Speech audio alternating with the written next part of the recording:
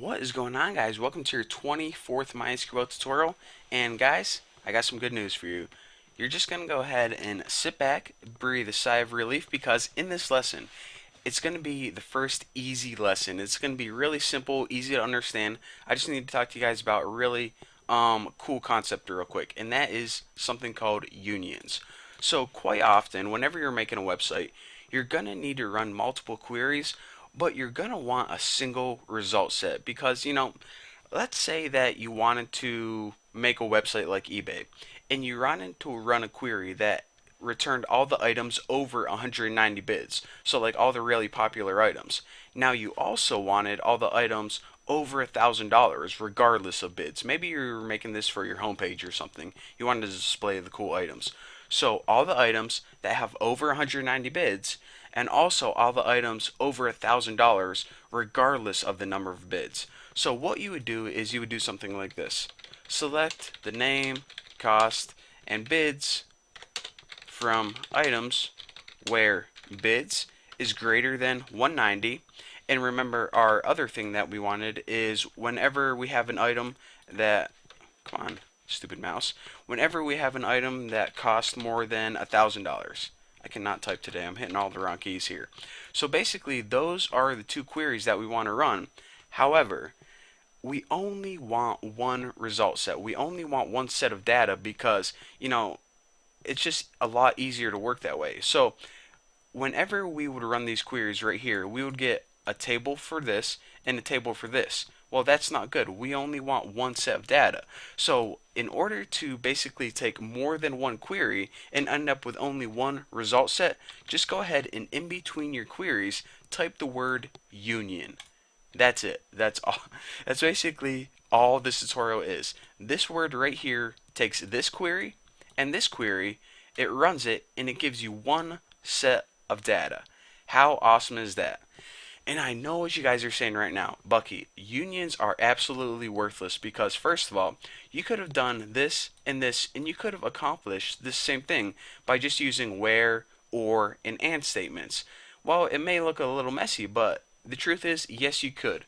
So, why would you ever use unions? Well, first of all, whenever you're doing more complex filtering, guys, I just showed you guys a really simple example, but in real life, they aren't this easy. You're going to do complex filtering and you're going to have to use a bunch of different tables instead of the same table. And whenever you do, using unions is a whole lot more simple, cleaner, and easier to manage. So don't forget about unions.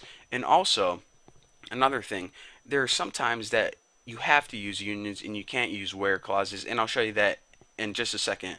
But before we get to that, I want to mention this. Please don't forget this.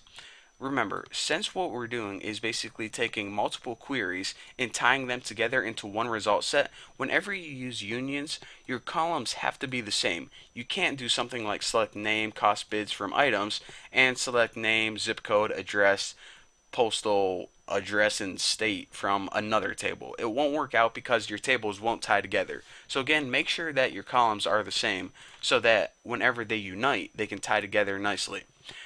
Now, what I was talking about earlier on, whenever you use unions, MySQL automatically removes duplicate entries. So you know how we said, okay, select the items that are greater than 190 bids or they cost more than $1,000.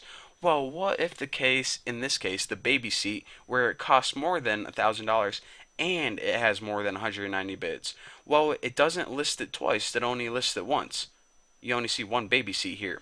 So what if your boss said, okay, actually, this is like the home page of YouTube or something where you can have the top rated video and you can have the most viewed or most watched video.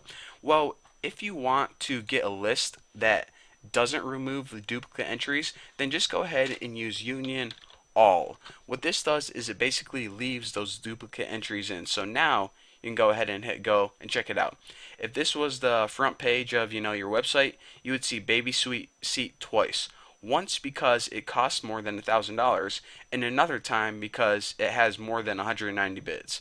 So sometimes you want this, like I said, if you're making a website like YouTube and maybe a video was the most favorited and the most viewed. They deserve both of those honors, so there you go. So anyways, that's all you guys have for this tutorial. And another thing, before I let you guys go, whenever you use union all, that is one instance where a where clause won't do, and that's it. You basically have to use union all. You can't substitute it for anywhere. But anyways, I'm going to shut up. Thank you guys for watching. Don't forget to subscribe, and I will see you guys in the next video.